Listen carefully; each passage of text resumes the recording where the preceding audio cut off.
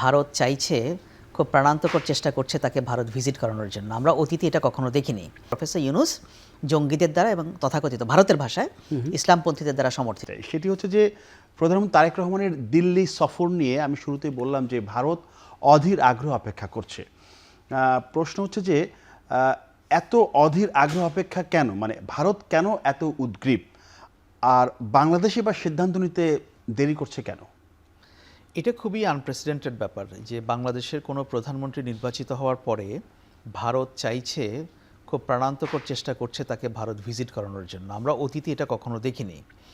কারণ আমি ইন্ডিয়ান মিডিয়াগুলো যেটা দেখলাম তাতে করে আমার এই উপলব্ধি হয়েছে বা আমি এতটুকু বুঝতে পারছি, সেটা হচ্ছে যে ভারত সবসময় মনে করে যে বাংলাদেশে যিনি সরকার প্রধান হবেন তার প্রথম বিদেশ সফরটা হবে ভারত।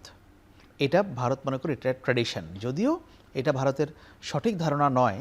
2001 সালে বেগম খালেদা জিয়া যখন প্রধানমন্ত্রী হয়েছিলেন তিনি কিন্তু তখন প্রায় মনে হয় 3 বছর পরে ভারত সফরে গিয়েছিলেন, এরকম একটা ব্যাপার আছে, মানে প্রথম সফর হিসেবে যাননি। যাই হোক, কিন্তু ভারত এটা আশা করে, কারণ এটা আশা করে, এটা ব্যাকগ্রাউন্ড হচ্ছে কারণ আওয়ামী লীগের সঙ্গে ভারতের এমন একটা সম্পর্ক ছিল, মানে এতই বেশি দহরম মহরম এবং আওয়ামী লীগ এতই বেশি ভারতের প্রতি সাবমিসিভ ছিল। এখন ভারত এটা অন্যদের কাছ থেকেও একই জিনিস হয়তো আশা করতে চায়। আচ্ছা, আশা হয়তো এখন আর করে না, কিন্তু মাঝে মধ্যে যদি মন চায় অসুবিধা কি, ব্যাপারটা ওরকম আর কি। এখন প্রশ্ন হচ্ছে কেন ভারত মনে করছে যে প্রধানমন্ত্রী তারেক রহমানের ভিজিটটা এখনই হতে হবে, এখনই লাগবে বা ইমিডিয়েটলি লাগবে। এটা 6 মাস পরে হলে কেন হবে না, 1 বছর পরে হলে কেন, এখনই কেন? আচ্ছা, এইটা হচ্ছে একটা ইন্টারেস্টিং ব্যাপার। ইন্টারেস্টিং ব্যাপারটা হচ্ছে দেখুন, প্রফেসর ইউনূস আসার পরে গণ অভ্যুত্থান পরবর্তী সময়ে ওই সরকারকে ভারত দেখানোর চেষ্টা করেছে এটা একটা, এখানে বাংলাদেশে জঙ্গিদের উত্থান হচ্ছে, ইসলামপন্থীদের উত্থান হচ্ছে এবং প্রফেসর ইউনূস জঙ্গিদের দ্বারা এবং তথাকথিত ভারতের ভাষায় ইসলামপন্থীদের দ্বারা সমর্থিত। অথচ এই ভারত কিছুদিন আগে তালেবানের ফরেন মিনিস্টারকে দিল্লিতে হোস্ট করেছে এবং ভারত ঘোষণা দিয়েছে যে কাবুলে তারা পূর্ণাঙ্গ দূতাবাস চালু করবে। দিল্লিতে তালেবানের প্রতিনিধিদের সঙ্গে ইন্ডিয়ান ফরেন মিনিস্ট্রির লোকজন হরহামেশা বৈঠক করে, সেখানে তারা কোনো জঙ্গিবাদ দেখে না। আর বাংলাদেশের গণ অভ্যুত্থানের প্রেক্ষাপটে তৈরি হওয়া একটা সরকারকে তারা জঙ্গিবাদের উত্থান বলে মনে করে। আচ্ছা, ভারত এই ন্যারেটিভটা বহু বছর, প্রায় 1.5 বছর এটা পুশ করেছে এবং ইন্ডিয়ান মিডিয়া এটাকে ফলাও করে ইন্ডিয়ান গভর্নমেন্টকে সাপোর্ট দিয়েছে সেখানে।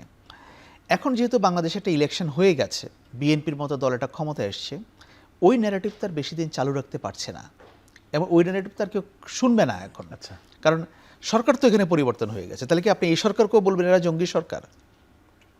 না, এটা তো হতে পারে না।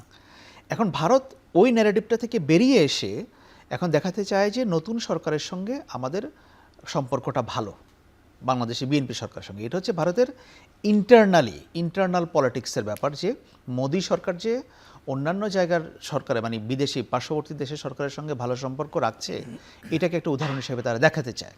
এটা হচ্ছে তার ইন্টারনাল পলিটিক্যাল গেইনের জন্য। আরেকটা বিষয় হচ্ছে যে ভারতের বিজনেস কমিউনিটি তাদের দিক থেকে একটা লবিং আছে ইন্ডিয়ান গভর্নমেন্টের কাছে। সেটা হচ্ছে যেমন ধরেন আদানির বাংলাদেশে পাওয়ারের বিজনেস আছে, এখানে আরও ফিউচার বিজনেস তৈরি হতে পারে।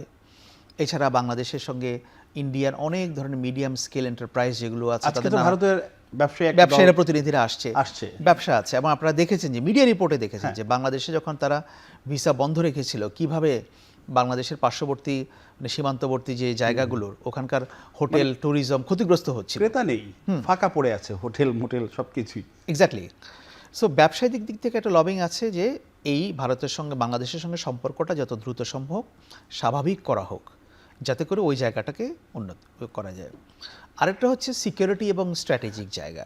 সেটা হচ্ছে দেখুন, ভারত মনে করে যে চীনের সঙ্গে বাংলাদেশ যেভাবে স্টার্ট করেছে, এটা যদি অনেক দূর পর্যন্ত যায়, চীন যে বাংলাদেশকে একটা করিডোরের প্রস্তাব দিয়েছে সংযুক্ত হওয়ার জন্য, যদিও এখানে সংযুক্ত হওয়াটা বাংলাদেশের জন্য খুব চ্যালেঞ্জ এবং কঠিন ব্যাপার, বাংলাদেশ এখানে হতে চাইলেও এটা নানা দিক থেকে বাধা আসবে, কিন্তু তারপরেও ভারত মনে করে যে এখানে স্ট্র্যাটেজিক্যালি চায়না বা অন্যদের সঙ্গে বাংলাদেশ যদি অনেক বেশি অ্যালাই হওয়ার আগে সেখানে বাংলাদেশকে স্টপ করা যায়, সেই ইন্টারনাল সিকিউরিটি ভারত বা ওই জায়গাটা, জিও পলিটিক্সের জায়গাটাও তারা দেখে। এই জন্য ভারত মনে করছে যে তারেক রহমানকে তাদের এখনই চাই, কারণ আলাপ যা করার এখনই করতে হবে এবং এইটা করতে হবে। এই জন্য তাদেরকে বিভিন্ন ফ্রন্টে দেখাতে হবে যে বাংলাদেশের গভর্নমেন্টের সঙ্গে আমরা এঙ্গেজড আছি।